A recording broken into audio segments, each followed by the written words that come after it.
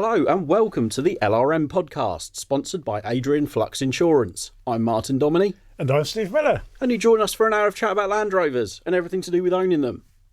I'm quite tired, Steve. It's been a busy weekend for me. Yeah, I saw that. Going to the Camel Trophy.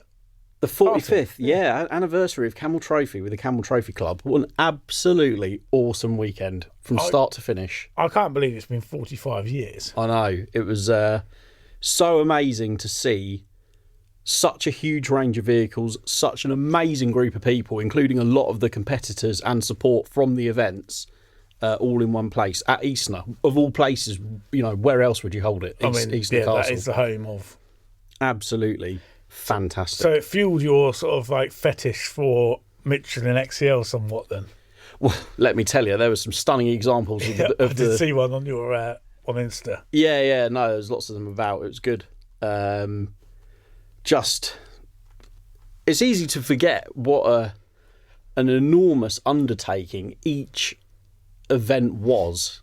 When you look at Nick Dimbleby's book and you look at the logistics involved and the pre-scouting of all the routes and shipping vehicles across the world and spares packages, and there's like helicopters dropping gearboxes out and people rolling cars on their side to do clutches, and just amazing. Absolutely. And it'll never ever happen again. Not like that. It won't. No, you wouldn't. I mean, the environmental side of it obviously is a big part. Yeah, understandable, but yeah, no, it was really, really cool. And JLR Experience were there. They were doing rides and drives in their current fleet around the estate, which is really cool. Did you go around? Yeah, in a Range Rover, latest shape Range Rover. Really good fun. There was Defenders, Range Rovers, and Discoveries, all doing the tracks around Eastnor. It's still to this day the best off-roading I've done. I love that course. So good, and like just the actual location itself, the woodland, like there's wildlife, there's deer running everywhere. It's just like nothing else really. Yeah, it's absolute. That's where I first met you there, wasn't it? It was, yeah. On the Eastnor Explorer. When you were the opposition. And do you know what's funny?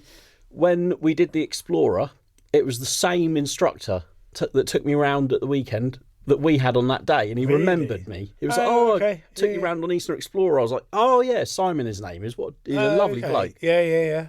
And a die-hard Land Rover fan as well. He's got a G4 110 that he's driving to Spain next week. So wow. Yeah, he's living and breathing it. Do they still do that Explorer course? No, he was telling me they ran it for a while, and then the uptake was amazing to begin with, but then I think there was an adjustment in the price and it became less popular. I.e. it went up. Possibly, I don't. Yeah, that was excellent. I thought, I mean, obviously we were on the journalist side, so it was a bit different, but I thought at the time it was brilliant value for money because it was a cracking day. And the most extreme off-roading you could do at Eastnor. Yeah, in a car that isn't even yours. Remember when we went to Camel Bridge? Yeah. And it was one of the first times that it had been those tracks had been driven in years. They took the sign off and had it at the in the main tent at cool. At the do. It was awesome. Nick Dimbleby, Mike Bishop, loads of really, really significant Land Rover personalities were there. Charity auction on the Saturday night as well. Might have done a few buys of some little bits and pieces. Got a CT45 Camel Trophy anniversary number plate plaque thing. Oh, very nice. Really, really good. Good. Just a great group, because I turned up there and, you know, I'd only joined the club really because I wanted to go to CT45 because it looked like, you know, I love Camel Trophy and always have done. And I'm glad that I'm now part of it because I'll continue to support it. But I got there and I knew a few people that were there, but John Masters, GWAC John, I spotted him and Haddo and his dad. They were there in their Defender Challenge 90, and I spotted them down the bottom of the hill. So I sort of pitched up. They come to Malvern. Yeah, I know Haddo. Lavacum. Yeah, because Tim, yeah, his dad Tim. That's it. Yeah. And Ian and Kira and a few others that I sort of vaguely knew, Dion Johns as well. So I sort of went down there and said hello, and they were like, oh, come join us. So I camped up the way in Hotel Freelander. Your second outing in your rooftop tent. Indeed, yes. You tested it in different weather now. Different weather is one word for it. It was...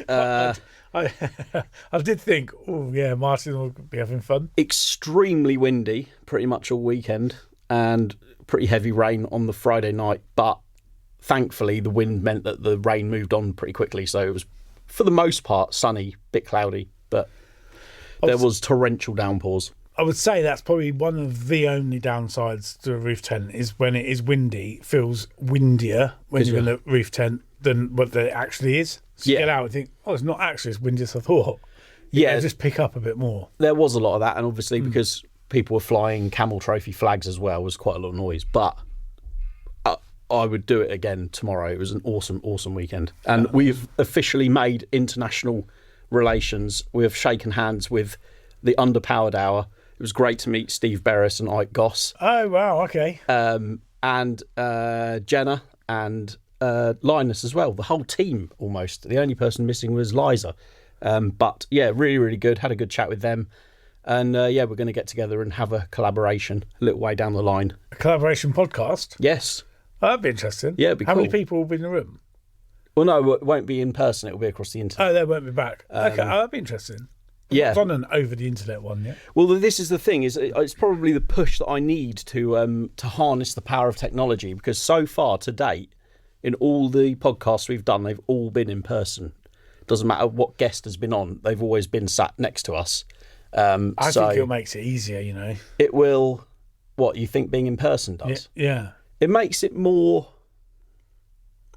It makes it easier from a sort of rapport point of view, I think. But from, you know, if we get up and running with the over the internet stuff, it opens up a whole world of opportunity for amazing people we could have on the podcast. Well, actually, you know, you are right, because you can't be in the same room as everybody all of the time. No. So even people like we've wanted to get on here, logistically, if they're 3 hours away. Exactly. It's a day commitment. Yeah, so, yeah. I think that'll be really good. Jack Dobson, of course, LRM contributor, he's really keen to get on the podcast, and he's the other side of the world. So wow, we can't now. If we're sat right, Trotters independent traders, we're like international. We'll save a few grand on the plane tickets and get him on the podcast over the internet. I was hoping we could scrape the budget together to go. Be nice, wouldn't it? It would, yeah. Cheeky trip to Australia, but no, it was a really, really good weekend. I am feeling the lack of sleep a little bit now, but we forge on. It was absolutely worth it. Just an amazing time, and to see so many of the people that I've read about in, like I say, Nick Dimbleby's amazing Camel Trophy book. Sort of Land Rover royalty. Brings it to life, honestly. It was like surreal in a way. You're in a tent with these people, these amazing people that you've read so much about, and it was like, wow, you had to pinch yourself almost. Awesome stuff. Oh, nice. Yeah. How's your weekend been? Yeah, I haven't done any Land Rovering. Just a family weekend this weekend. We did before you went. Oh, yeah, we did. We did do some Land Rovering, didn't we? Yeah, well, I forget about that, because that was on Friday, wasn't it? That was like before the weekend. Before the weekend. It still happened. We did a bit of Land Rovering. So, yeah, we were in the middle of fitting a bulkhead removal bar for the rear tub. So essentially, we're trying to drill all the holes now, aren't we, before it goes to paint? Yes, indeed. Yeah, get the tub lined up and drill the holes for the cross member tabs and the, like you say, the removal bar as well. Yeah, get it all lined up. Put another parts order in today, so that's arriving Wednesday. That will help. And also went to I found a local sandblasting place. Which is really, really convenient on a farm in the fens. Worth its weight in gold. Yeah, it does powder coating as well. Really, really good. Dropped, because I went to drop some bits off to the painter the other day. The doors, they're now with the paint. Cool. In fact, he messaged me just an hour ago, in fact. So that's good. But he sent me on my way with the windscreen frame and said the hours to prep that, because it's got multiple layers of paint, to prep it, it will take me there's hours worth of prep. Go and get it blasted and bring it back. Right, okay. So I found a blaster, sent it in, which I shall do tonight. So I'm picking that up at about 5:30 from the blasters. So very good. Yeah, the blasting, knowing a good, reliable local person who can do things like all different types of blasting, and you say he does powder coating as well. Yeah, he does massive, like anything from small pieces to like industrial farm machinery, that sort of scale of stuff. Wow, okay. So handy day if we want something doing. Absolutely, yeah, no, definitely.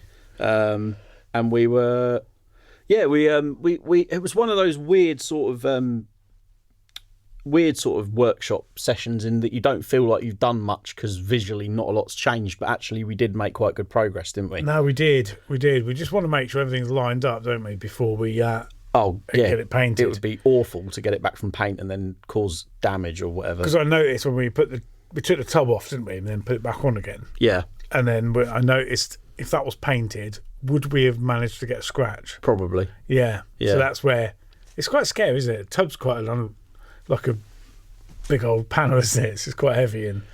It's it's that first sort of making sure everything's as good as it can be before you get it painted to minimise. Because even if you mask stuff up and whatever, if you're struggling with bars and ratchet straps and drill bits, and it's a recipe for disaster if something's freshly painted. So, I mean, I'm glad we're spending the time to do it because it's like prep work, isn't it?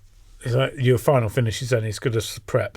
100%, yeah, that's what they all say, isn't it? And that's where your time is spent a lot of the time. But yeah, it's good. It's all good. So I actually had an email from a listener called Stephen Jarmers, I think is how you pronounce his surname. He has seen the light, and he starts with, "I'm a long-time listener and a massive series Land Rover fan. I'm looking at Freelander 2 as a daily driver, and I've found a nice one local to me. It's done 80,000 miles, 2011 HSE, the best kind. Yeah, that'd be good. I've just been to look at it. It all looks great mechanically, but I put my thumb through the wheel arch behind the door at the bottom. I understand this is quite a commonplace for rot. How much of a worry is it? Or is it just a bread and butter thing that I should buy the car anyway and just get it sorted?" So, Freelander 2s. The wheel arch? So behind you open the back door. Oh, yeah. You know where the wheel arch comes down and meets the sill? The passenger door, you mean, not the tailgate door? Yeah, the passenger side doors. Oh, yeah. Where the rear arch comes down and meets the sill is really common. They just get all like dirt and stuff. Right. Something Land Rover did on the Freelander 2s, which I still can't quite get my head around, was they put rubber, like knock-on rubber strips on the insides of the wheel arches. Right, yeah. And they always used to peel away, and we used to change tons of them in the dealership. But actually, all they did was hold water, which promotes rust, especially when it's mixed with salt. And so you almost want to remove them? Well, that's what I did. As soon as I got mine, I threw them in the bin so that it stays dry, the majority of the time. But yeah, the back of the sills and the bottom of the wheel arches are really becoming a big issue on Freelander 2, Discovery 3, a lot of sill problems on Discovery 3, and L322s. Because for years, they were Land Rovers that didn't rust, weren't they? And now, you do see quite a bit of it. Your friend, in fact, got in touch about her rear subframe on the Freelander 2, didn't she? Yes, and had it replaced with another one. A good second-hand one, I think, if I remember rightly. So, well, in answer to your question, Stephen, I would go ahead with it anyway, because if the rest of it's as good as you say it is, it's a brilliant, like, HSC is the one to have, really. Nice low mileage car. I would 100%, I'd go for it. You can get the panels now, we can get the arches and the sill repairs, and I would just have that done, rust-proof it, not worry, and carry on, would be my advice. Very low mileage. Yeah, really nice, on a 2011. So, yeah, enjoy the Freelander 2. I hope you go ahead with it. Really, really nice cars, and thoroughly impressed with mine still. Although I have noticed I changed the crankshaft sensor on it again a few months ago, and now with all the heavy rain we had at the weekend, I'd get dead spots in the throttle. So I think I need to probably do like an overlay harness on the wiring to the crank sensor, because I think when it gets wet, much like your TD5's throttle pedal. Yeah, we did an overlay loom on that, didn't we? Yes, it has a little bit of a hiccup, but no, I can't recommend them highly enough, really, as everyone knows, because I never shut up about them. Lots of very cool Freelanders there at the weekend, actually. Camel Trophy and G4 flavour Freelanders. They're a good car. They are. I'll definitely get one again. Yeah, there's a lot to be said for them. Yeah, just not a rogue one, hopefully. Yeah, yours was a bit of a lemon, wasn't it? But James Reynolds as well has been in touch. He says he's got a bit of a buying story for us, actually, which is quite nice. So are you ready for story time with Martin, Stevie? Yeah, I am ready. Okay, James Reynolds, he says, his email subject is General Waffle or How Not to Buy a Land Rover. Which, we could fill that. Yeah, I was going to say, we've got a few stories, but he says, hi, Martin and Steve. Just like to say that I really enjoy the podcast and listen to it while I'm sitting at the workbench. After enjoying your Land Rover stories, I thought I'd tell you my Land Rover story for your amusement. I was weaned on Land Rovers in my teen years and learned to hate them thoroughly. My father was bitten badly by the Land Rover bug, and the garden slowly turned into a junkyard of towering stacks of well-filled tubs, and the workshop slowly filled with what I now recognise to be an enviable collection of prized finds, capstan winches and crates of Smith heaters. Absolute gold dust. Yeah, all that stuff that you'd have just chucked away back then. He goes, at 15, I remember my dad mentally disowning me while spending another Saturday morning holding a footwell in place while shutting my eyes to the arc of the MIG welder, in brackets, a parenting technique not much employed these days. Not enough, if you ask me. Yeah, I think everyone should have a bit of arc eye in their life. If you haven't worn sunglasses indoors because you can see stars, are you even a Land Rover owner? Do not do it. Arc eye. It is hideous. I've not had it bad, but even just staring, even just glancing at somebody welding can make your eyes feel funny. That don't do it. Story I shared probably in one of our first podcasts about when I snapped the panhard rod bracket off my front axle while off-roading, and then we borrowed a welder and stuck it back on. We obviously didn't have masks or anything, and for days afterwards it was horrendous. I would not advise it for anyone. No. Wear a mask while you're welding. Anyway, after that, he said he would never ever work on his own car. Alas, time passes and we become wiser with age, and financial reality bears home. He says, I'm now 30 and keen to relive those Saturday mornings. Age 22, finally, someone did the kindness of pushing my Renault Clio across the road and writing it off on possibly the slowest speed collision in recorded history. Convinced I was due a massive payout, I knew I'd be quids in and set up to buy my next car, so I set off looking for a Defender. Safe to say, after fighting with the insurers for months, I had to settle for a mere £660. Wow. Doesn't buy much Defender. Which was only £30 above what they initially offered him, which I argued was unfair. And Defenders were at the height of their market, so the budget didn't quite meet up, but he went to see a few locally, which were realistically way out of his paltry budget. Everything he went to see seemed to be as bad as they could be. Tarted up for sale, having only been moved slightly away from worryingly large oil slicks. I can relate. I don't know how you viewed your one. Or daubed with Raptor paint filler and mismatched tyres. Yeah, hideous. Not good. Eventually, the courtesy car from the insurers was requested back, and I bit the bullet in the way only an overly confident 22-year-old can. After being fed up of trying to find a good one on a budget, I decided to buy the most honest bad one I could find. You know, they do say that about Defenders, don't they? There's a good Defender and there's a cheap Defender, but there's never a good cheap Defender. No, there's not. He says it was Saturday night. It was on eBay. He selected time ending soonest, and then he bit the bullet at $2,995 at the nearest one he could find to his house. That's cheap. Yeah, I mean, this is probably a few years ago. It's probably reasonable for one that needs work. Oh, okay. Sunday morning, he was asked by the seller if he'd been on the beers, as it struck him as slightly unusual to buy the car unseen. I asked him if it was as bad as it looked, and to his credit, he said, it's actually worse because I put some duct tape over the door pillar hole for the picture. Excellent. At least he was honest. Yeah, of course. Honest. Yeah, honest seller. The next step was to get a lift from his amused friend and his mechanic from North Yorkshire to Sheffield. And the mechanic said he came along because he didn't want to miss out on laughing at him, which is fair enough. I've never thought any further than Defender, but what he actually bought was a 1991 200 TDI 90, which had been resprayed from Windjammer blue to metallic black and looked awful. Oof. The car had a valid MOT on paper, so in every respect fine to drive home. He says again, choices that 22-year-olds make aren't always right. Upon checking it over, it was pretty clear that all the wheel bearings were toast, the tyres were legal but not great, and it didn't have any coolant in it. I'm loving where this is going. Fortunately, the seller couldn't have found a happier purchaser. Needing a car and not having done any due diligence, I didn't have a leg to stand on. The seller was perfectly nice and we all laughed at my immense stupidity. Wow. Fortunately, he had the grace to fill the tank for me, which was a little solve, as the reality of the insurance premium that first year meant I probably couldn't afford to drive it much anyway, and his first fuel stop was for water and oil. It gets better, doesn't it? Amazingly, it managed to 70 miles home, with only one sphincter-twitching moment when I caught the pedal of the footwell mat at a junction when out of gear, and it took a moment for me to figure out why it was now suddenly running at maximum revs.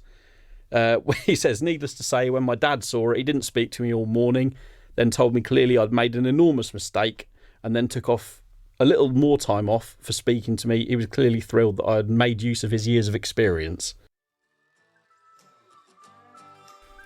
We're proud to partner with Adrian Flux, an insurance broker that specialises in covering all types of Land Rovers, including classic, ex-military, modified and Q-plated models. Adrian Flux offers a range of optional extras to make the policy your own and can provide cover for off-roading, green laning, agreed value and build-up cover. Plus, they even offer a discount of up to 15% for Owners Club members. Simply search Adrian Flux Land Rover Insurance for more information or call them directly on 0344 728 0417 for a quote. Yeah, so took the country roads home. The seat collapsed. And so he originally emailed because he was trying not to recommend painting your own Land Rover. And he said, actually, he wanted to make a point on the contrary because he's actually done it himself and with pretty good results. And he's attached a picture of the Defender on its first drive back in 2017, taken from the vehicle behind. And actually, from that distance, it doesn't look too bad. You would buy that for 2,995? You would, yeah. She's yeah, good looking from afar, but far from good looking, I believe the phrase is. But yeah. Well, for 200 TDI, even if it was like a few years ago. Well, the engine's £1,500 straight away. It is now. Yeah. Yeah. Oh, fair play. I enjoyed that very much. I think we all do things when we're that sort of age that perhaps we look back on and go, yeah. But as long as you live to tell the tale. Exactly. That's the main thing. Exactly that. So, all good fun. There's a new tech tip video online, which you may have seen. Machine Mart kindly sponsor not only a bit of the podcast, but also tech tips, which we put on YouTube and Instagram and Facebook. Yeah, your latest one was on Impact gun. Impact gun versus breaker bar. Yeah, that was quite interesting. And when to use which. Yeah. So basically use an impact gun where you can't... No, use a breaker bar where you can't fit an impact gun normally. But a dugger gun. But so I was taking the flywheel off my 200 TDI, and the bolts are not only thread locked in to stop the oil seeping through, but because obviously the flywheel can move if you haven't got it locked, you reach for an impact gun, don't you? To shock it undone. To shock it free. And that applies for a lot of different places on a Land Rover, really. And once you've owned an impact gun, you'll wonder how you ever did without one, really. You see, I own an impact gun, but not impactful enough. It's one that you'd put screws in for fencing and stuff like that. Oh, yeah. They're handy, though. That is really good. I mean, it does... So, for example, mine's a DeWalt one, and it came with the drill in a box. Okay. So, and because once you get that kind of battery system, you'll stick with the brand, won't you? Generally, yeah. So with mine, I'll crack the wheel nuts off, for example, with the breaker bar, because it won't do it on the thing, and then just use it to wind them off quick. Yeah. That's what I do. So I've managed all this time without an actual proper impact gun. Mm. No, those little ones are handy for screws and things, though. They're pretty decent for smaller stuff. Yeah. Like whipping grills out and, stuff like basically not wheel nuts or suspension bolts. But 1/2-inch impact guns are fantastic for most things. Mine, well, you can see the state of mine in the video. It's been used. Oh, yours is well used. The rubberized coating is starting to struggle slightly. But how much are they? Well, funny you should ask that, Steve. That was a real natural segue. Do you know what's funny though is I didn't ask you to say that. But if you want to, I've just realised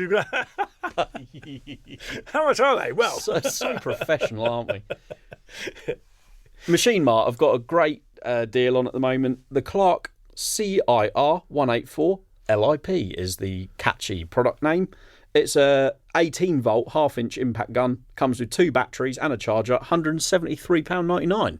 that's not bad. No, and it looks not dissimilar to the one that I use. So Would that do up? Oh, sorry, would that undo Land Rover Wheel Nuts? yeah, it's got 400 newton meters. It's rated to, so it should do.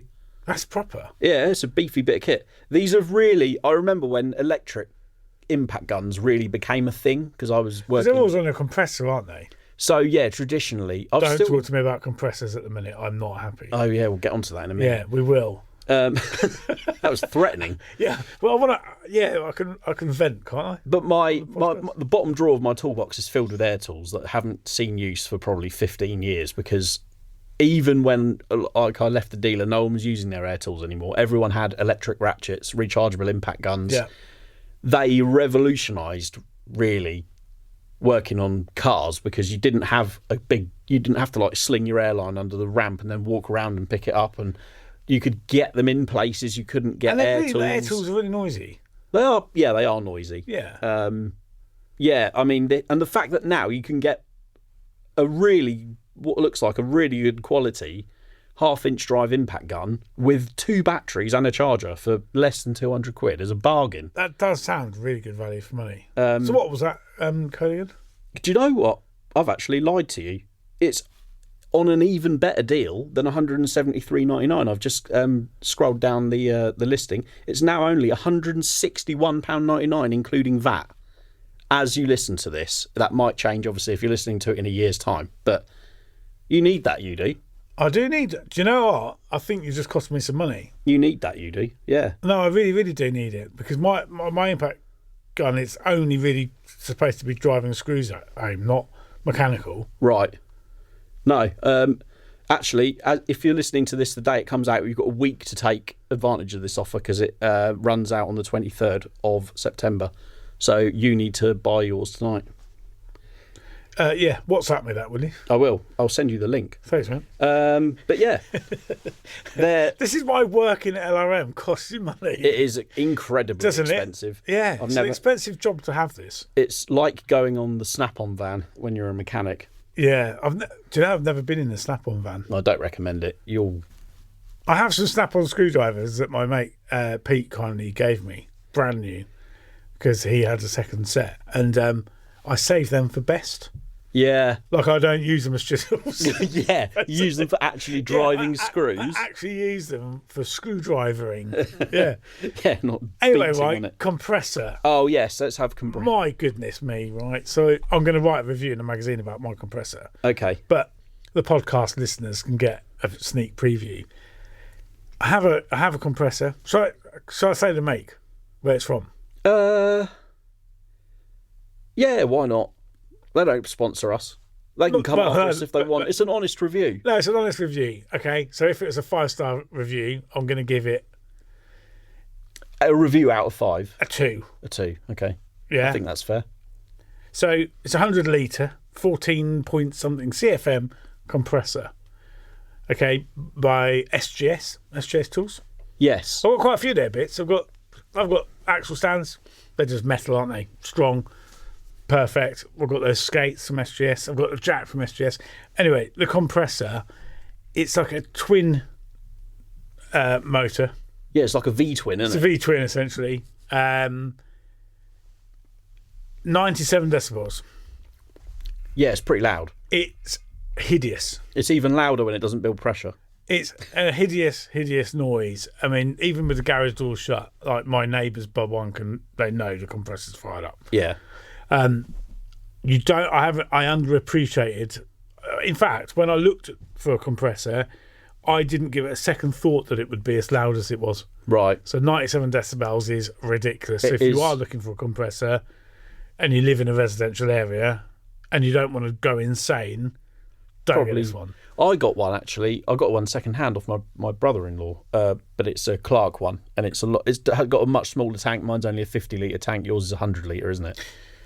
Mine is 100 litres When it's when it's working. So I noticed the other day, I fired up the compressor to blow the tyres up on whatever it was, and I'd got in for a cup of coffee, and it was still running. Was it on the Jag? Yeah, it was on a Jag. Actually, that's another thing. That's of my life. It's another financial mistake of Steve's. No, if anyone's listening, it's a really good one. No, it's a nice car. But anyway, moving on. Compressor it makes my ears ring being in the same room as it. That's how loud it is. It is incredibly loud. So it's have you ever heard of the word discombobulator? Yeah. I've had an idea, right? Okay. As a security measure for my garage, I want to wire the compressor up to the door. So if anyone opens the door in the middle of the night, the compressor chirps up. That will make burglars run a mile. Yeah. Like a discombobulator thing. That's a great idea. Because that's how it sets me mad in my head. You could have it. You could have like an air fitting on one door and then the air line on the other. So when the door is open, it breaks the thing and then the compressor tries to come back up to its correct pressure again. And it kicks in and makes a hideous noise. That would make any burglar breaking into the garage run. Your entire village would know. And everyone would know someone's breaking into the garage. So anyway, I've owned it for about 6 years. It hasn't done a lot of work and it's not been building up pressure. Just like its owner. Yeah, basically, yeah. My compressor hasn't worked properly for 6 years. You've been longer than that, I reckon. Anyway, sorry, continue. I'll stop interrupting. So it only gets to about a third of the pressure, and then it won't go beyond. And I've checked everything. So I got onto them the other day. They've got like a helpline, and you know these jobs you put off, don't you? Oh yeah. But anyway. And they said, "Oh, can you check this? Can you check that?" It's all good. It looks like the day it was delivered. It looks pretty new, to be fair. Next thing they advise us, the cylinder head's off. I'm like, what? This is quite in depth, isn't it? Really? Oh, is there any burning? No, there isn't. There is no signs as to why that won't thing. They've got no answer. And now they're saying, "Oh, we'll quote you for new cylinder heads," and yet they haven't emailed me back now. And not only that, you don't know that that's the problem. Well, no, it's like, well, yeah, replace the motor. Will it change anything? I don't know anything about compressors. Nor do they, by the sounds of it. No, they don't. And now the trailer's gone cold. They haven't provided. I said, yeah, quote me on the parts then, because it'd be interesting to know how much these parts are. It would be interesting to know, but I would honestly. But then I'm sitting there taking bits off it and not actually resolved the issue. I think it's fit for scrap. The tank would be worth keeping. You could buy a decent compressor from machinemart.co.uk and then plumb it into your big tank, and then you'd have all the air you would ever need for. What, I have 2 tanks? Yeah, if you buy one with a same power but like a smaller tank, so it's a bit more compact, you could mount that tank upright in the corner and have loads and loads of air on standby should you need it. I mean, I barely need for riveting. In all seriousness, I don't actually need more air than it's providing me. Right. Because I've tried to run air tools with it before, like a DA sander, and it can't keep up. I think there's something wrong with it because a 100-litre tank, yeah, they're quite air-hungry, air sanders and things like that, but it should run it for a few minutes before it runs out. So I've got an exhaust, the exhaust cutter, little grind. Yeah, die grinder. Yeah. Not a die grinder. It's like they call it an exhaust cutter. It's like a miniature angle grinder to get into small spaces. Yeah, whizzy wheel. Yeah. Yeah. But that, you'll never cut anything with that. You wouldn't even cut your toenails with it. It goes, and it's like, just nothing. And it goes, push. No, there's something wrong with it, I reckon. It's crap. Yeah. So anyway, I'm not happy. Honest Steve's honest reviews. There you go. In fact, I said a 2 out of 5. I'm going to give it 1. Yeah. I don't think it's got many redeeming features. It's not only noisy, but it doesn't work very well. You know, it makes you feel sick, like loud noises like that constantly. Yeah. It makes, when you're in the workshop with it makes you feel sick. Mm. That's not good. You need ear defenders. Yeah, well, wear the appropriate PPE, just like the welding mask. I should do. But anyway, moving on. What have we got? Well, we've had another email, and I was aware of this. I think you were too. I was going to try to go to it, but I ended up doing family stuff, so I didn't. You will have heard about this. First Overland event in London. Oh, yeah. Yeah. It's been on, hasn't it? Yes, it's been and gone, unfortunately. Like I say, I had good intentions, but there's only so many weekends in the year. and I wanted to go to the Camel Trophy do, so I had to forego this. But Mark Banks has rubbed it in by saying, "Dear Martin and Steve, thanks for the great work you do and for on both the magazine and the podcast." Well, thanks very much. He says, "Just in case no one else has mentioned it, I think the 70th anniversary of First Overland that was held on the Sunday the 31st of August might be of interest to your podcast listeners." Quite. It was of interest to me. Organised by Alex Bescaby and Land Rovers of London, approximately 100 Land Rovers congregated around Belgrave Square to surprise Tim Slessor, who was in the Grenadier pub. He's now in his 90s and was one of the 6 adventurers who drove 2 Series 1 Land Rovers, Oxford and Cambridge, from London to Singapore in 1955. The Platinum Anniversary event then involved a convoy of all participating Land Rovers driving to a celebration congregation at the Bremont Watch HQ in Henley. Very nice, yeah. The event was raising money for the very well-deserved Gurkha Welfare Trust charity. It was a brilliant event to commemorate an amazing global achievement with some fantastic people and lovely Land Rovers, plus the Grenadiers Guards Band. 7 Land Rovers with passengers and drivers from the Thames and Chiltern branch of the Series 1, 2 and 3 Club met at the Ace Cafe that morning before convoying to Belgrave Square for the event. I've owned my 1964 Series 2A, called Bob, for 3 years now after rescuing it from a local driveway where it stood for 10 years. I'm an LRM subscriber, Spares Day visitor and regular listener to your podcast. Thanks to the LRM team. Keep up the good work. Kind regards, Mark. And he's attached some rather lovely pictures of Tim and Alex stood beside the Series 1. Very nice. And the band. That would have been a great day. It really would have done, yeah.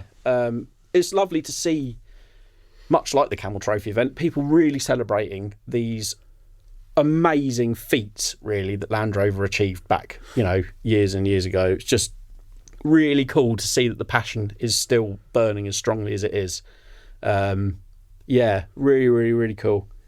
Some great pictures. Thank you for that. That's really great, Mark. I might put that in the mag as well, actually.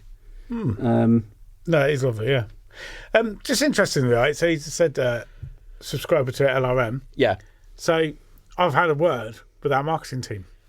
And we have a bit of an offer on at the minute. I'm listening. So if you've never tried Land Rover Monthly before and you're just thinking, what is all this magazine malarkey about? Because you don't buy them or you just do it ad hoc. You can get the next 3 issues delivered to your house on a subscription. Mm-hmm. It's a trial offer. Okay. For £3. Not each issue. For just £3, you get the next 3 months worth of issues. That is cheap. It is. As a trial offer. And then, when you've realised you can't live without it, just give us $19.99 for every 3 months. And you get it delivered to your door. Makes sense. Which is a real bargain.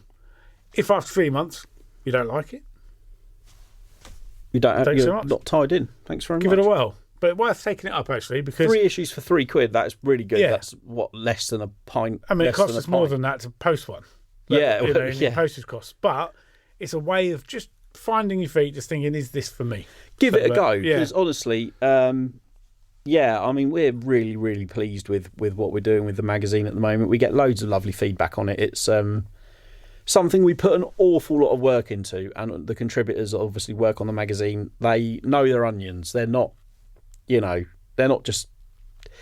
enthusiasts. They're knowledgeable. They live for this stuff, and that comes across in the pages. And also, not only that, the stunning photography that we get in LRM is just head and shoulders. It's so good. It's good. So yeah, if ever you're on the fence about trying it out, 3 issues for £3 delivered to your door, and 90% of the time they turn up before it goes in the shops as well, depending on your local post service. What's not to like? Yeah.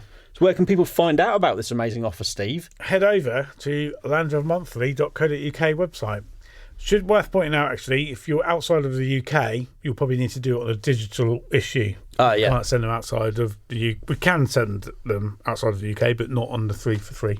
Right, okay. So, but that, if you listen to this in a year's time, the offer probably isn't around anymore. But we'll most likely have some other deal. We've always got an offer on, but that is you won't get better than that. No, that's by far the most tempting deal, because we just want to spread the good word of Land Rover Monthly, get you hooked. Yeah, because the podcast's great, but you can't see us at the moment, and you can't see Land Rovers. So, you know where you can see them is in the magazine. Yeah, guaranteed. Yeah. Talking of, shall we seamlessly segue into feature of the week? Yeah, we haven't had that for a while, I don't think. I keep forgetting about it. I've got to be honest with you. go We're on then. normally nattering about something else. Feature of the week, Yellow Peril, is a very, very cool Series 3, which was Land Rover's first sort of real go at the recreational market.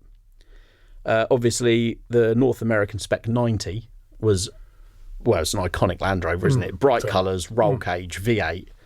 What's not to like? But this thing is basically that's grandad. So from the factory, back in the day, these guys took a short wheelbase series, slapped a V8 in it, put a black soft top on it, wider wheels, put some wheel arches off I believe it was off a 110. And yeah, they thought, we'll dip our toe in the recreational SUV, I guess you could call them, field, and the result is absolutely awesome. That is in the classic section of Land Rover Monthly this week, and it's there's a really cool sort of backstory on it, how it changed hands when it left the factory, and the work that's been done to it since, and a bit of driving impression, stuff like that. Really, really smart thing, and something that I'm sure this would be quite inspirational to someone who's maybe got a short wheelbase series kicking about, and they possibly recreate You it. could recreate that. Very nice job done. In fact, probably back in the sort of early 90s, people were doing this sort of thing, just not to that level of sort of. I do. Yeah, I love that colour. It's very yellow, isn't it? Yeah, I do love it. Yeah, hence its nickname of Yellow Peril, because with a V8, the handling was somewhat precarious, shall we say. So, it well and truly earned its nickname. But, yeah, great little feature in that. That's in the current issue, which you can buy. You can go and get it in shops, or, again, take advantage of this subscription offer. Yeah, nice. Because it's not going to be around forever. You know your 4x4. You've chosen every upgrade, every bolt-on with purpose. So when it comes to tyres, chunkier, wider, more capable for the conditions, you want the perfect fit. Not just any tyre, your tyre. That's why you'll choose 4x4tyres.co.uk, the wheel and tyre specialists, trusted by Land Rover owners and serious off-roaders alike. Whether you're upsizing, overlanding, making your Defender look the part, or your Discovery turn heads, we'll guide you to the right set.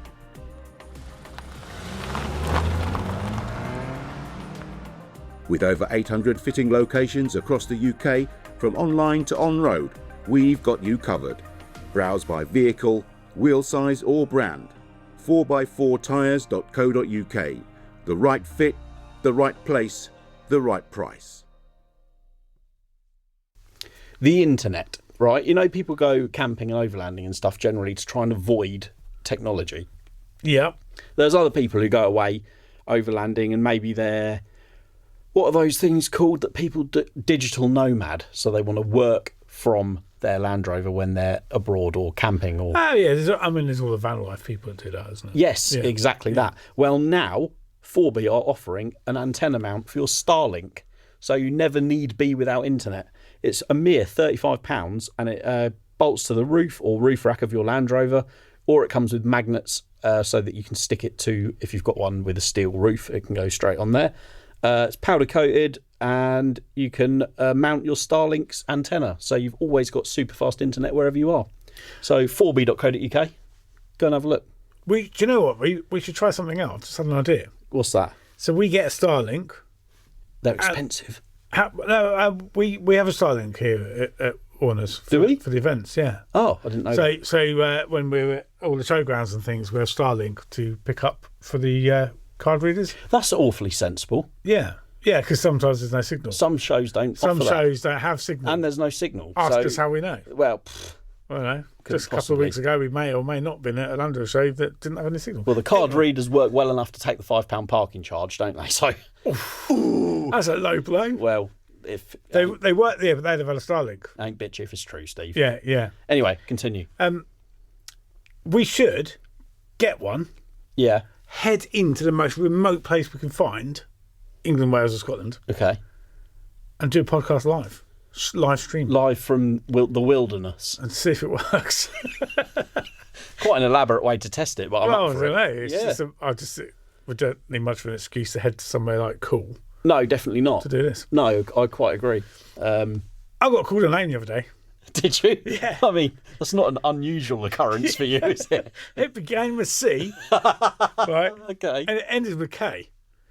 Okay. And Was it the male version of a chicken? Yeah, it may have been that. An endearing bit of banter from our mate Ada Fisher. In fact, you'd have seen him at the Camel Trophy. I saw him at CC45. Because I may have been a bit negative towards 110 double cabs. Well, yeah, Fit and Matt as well, our friend Matt Allcroft, he also gave me abuse on Instagram for the double cab slander. Yeah. I did not back down. They are really, really cool looking, but still useless. There you go. Sorry, Ada. Yeah, it is true, unfortunately. They are one of the coolest looking Defender variants, but also cut off the blood supply to your lower legs if you're sat in the back, and you can fit a box of tissues in the back. So, yeah, and the tissues will be wet because there's nothing to cover them. They're literally I just don't see the need for one. Yeah. Apart from looking cool. They do look awesome. When the Spectre ones, they look cool. Yeah. They do. That's true. In fact, one of the guys who I was camping with at the weekend works at the dealer who built the Spectre Defenders for the film. Right, okay. He'd done quite a lot of film work. But again, still useless, eh? Yeah, I mean... Yeah.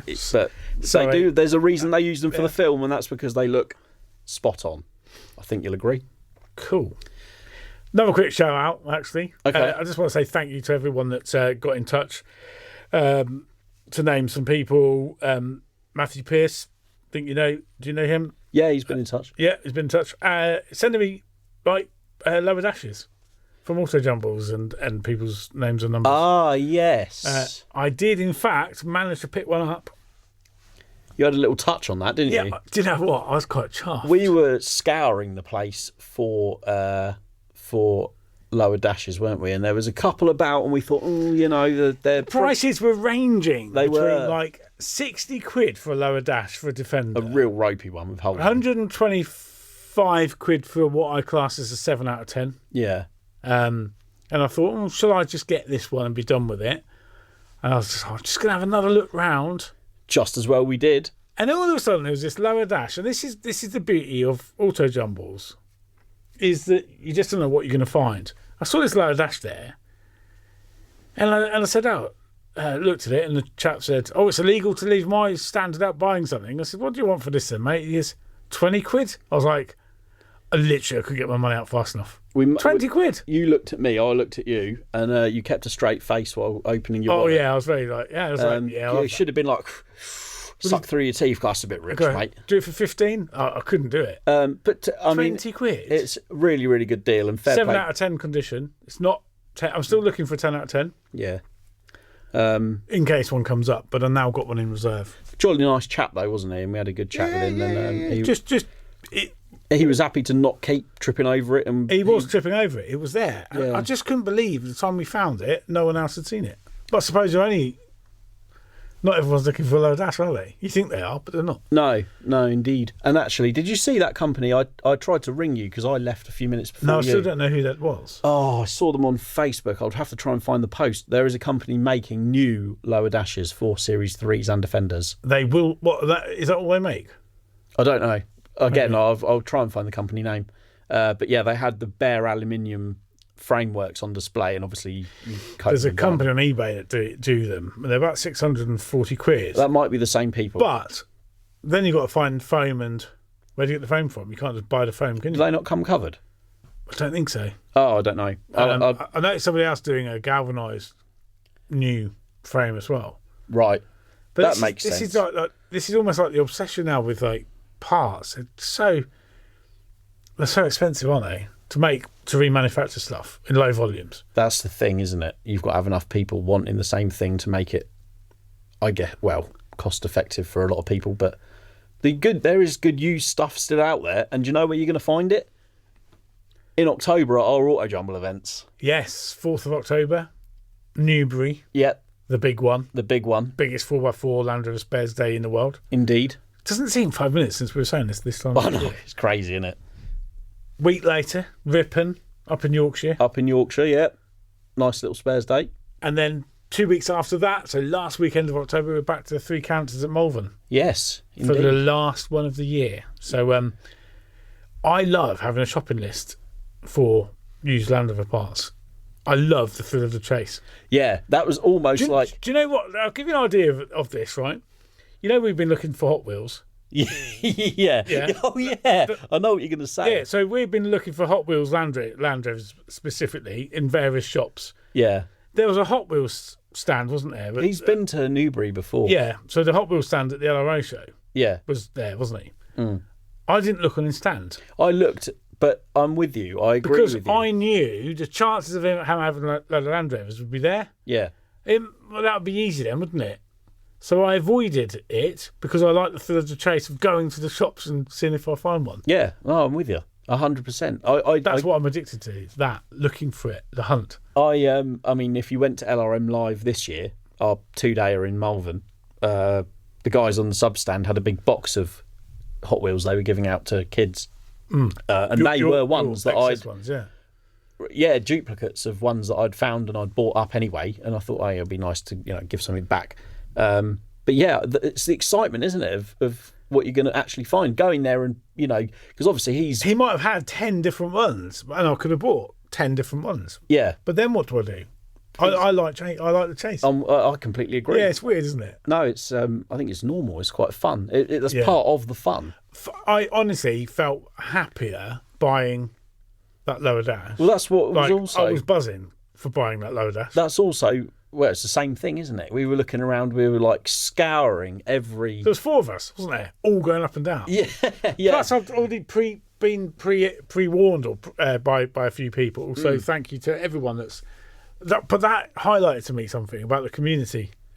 They've, not everyone's got the voice of a podcast to put it out there that they're looking for something. But everyone come together looking. Yeah, that was really nice. Absolutely brilliant.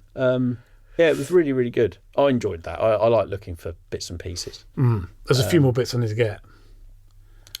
We were talking, actually, weren't we, the other day? It was quite funny because we really, really want to get the merch off the ground. And we said, I can't remember what we were saying about, but like one of the ideas we've had is I live my life one parts list at a time. I seem to be living my life one part, but you've just given the game away now. Someone's probably going to make that. That's all right. Well, I've got tons more ideas if someone decides to copy that. But I live my life one Land Rover parts list at a time. It really is like that. I have notes in my phone of bits I need, and then every so often I'll go and order everything in one hit, and then before you know it, you've got another one that needs ordering, and it's like, ugh. Do you know what I have got in the house? 4 different notebooks in 4 different areas because I think about parts that I need. One in the garage. One where I work, one with me now. You're showing your age here because all you could do is whip your phone out and put it in notes. Like a... No, do you know what annoys me? On my phone, it's got the fingerprint thing, yeah? Okay. If you get dirty hands and you're in a workshop, you keep putting your finger on there to make it unlock. Right. And it's like, not recognised, recognised. You see, this it only recognises my clean hands. It's because you've got one of those phones that I don't like. The phones that aren't made by a piece of fruit, you mean? You need one that recognises your face, or you just tap a code. It's got Face ID. Why don't you use that then? You'd be surprised, right? I'll show you after this podcast. When I did the podcast, I must have looked confused, right?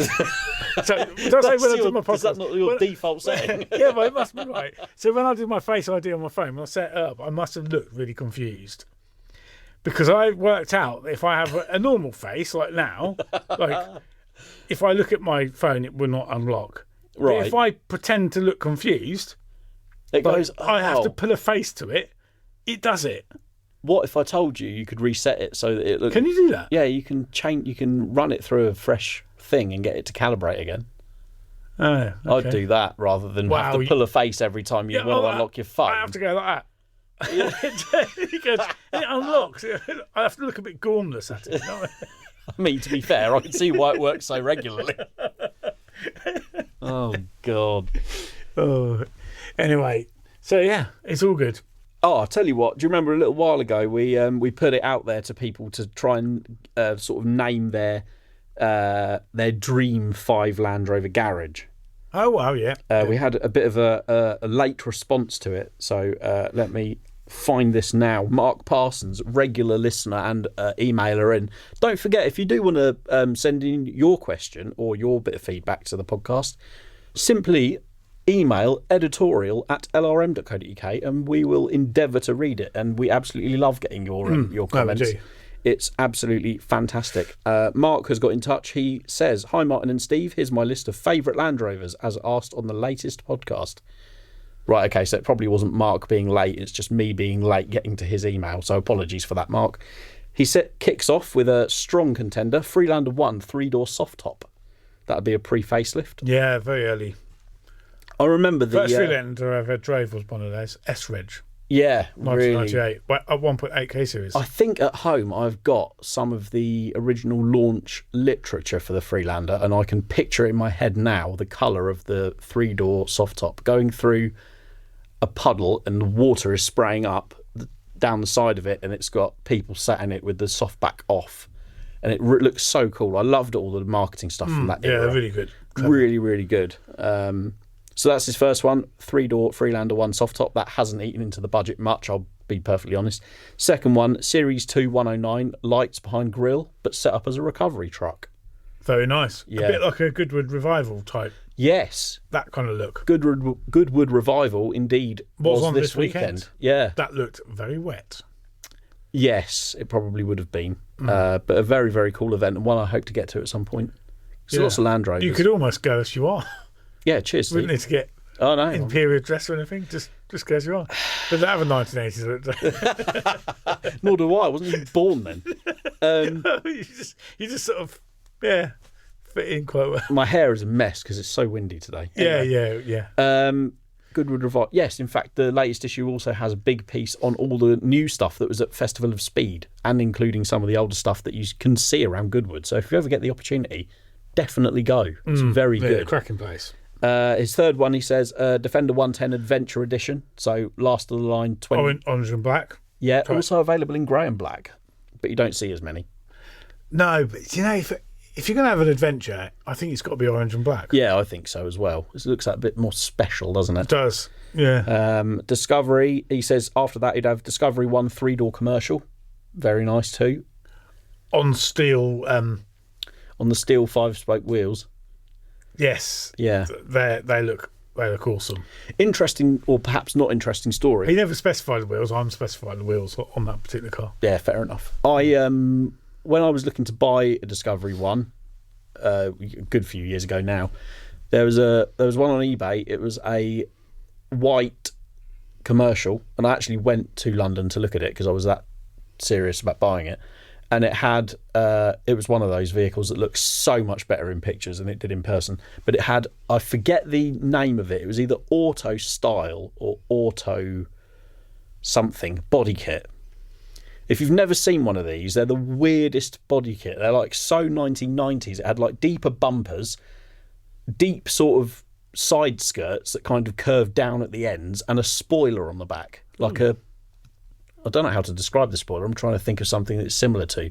Almost like, if you know any 90s Japanese stuff, almost like a Starlet Glanzer rear spoiler, like comes up the side of the back door, across the top, and then down the other side again. Oh, okay. I think I know what you mean. Really quirky, and it was mechanically it was okay, but it had been painted by the guy selling it, and it didn't look great, so I passed on it.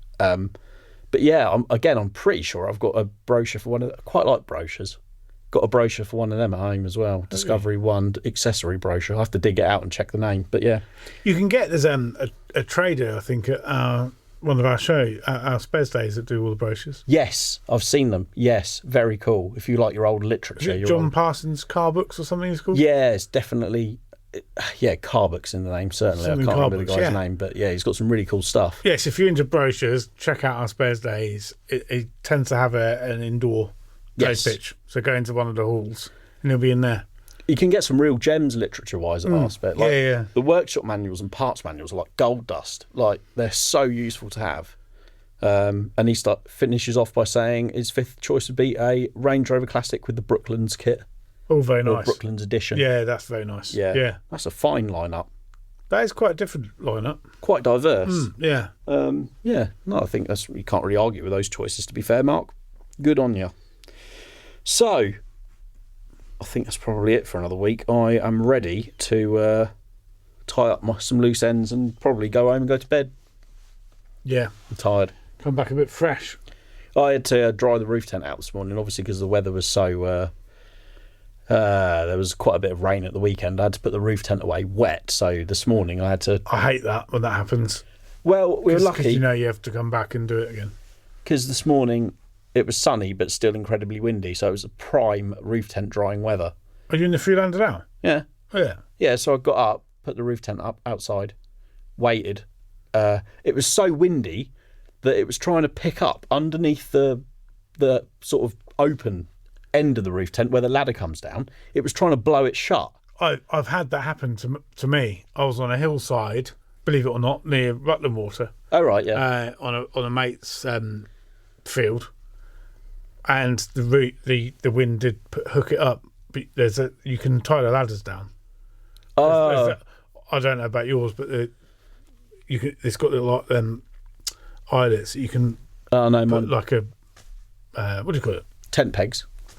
Guy rope down. Stop it. No, I don't that can happen I don't think mine has if them. you go into the wind. Yeah. Luckily, I had a stack of wheels behind the house, so I chucked one of them in the overhanging bit and that weighed it down.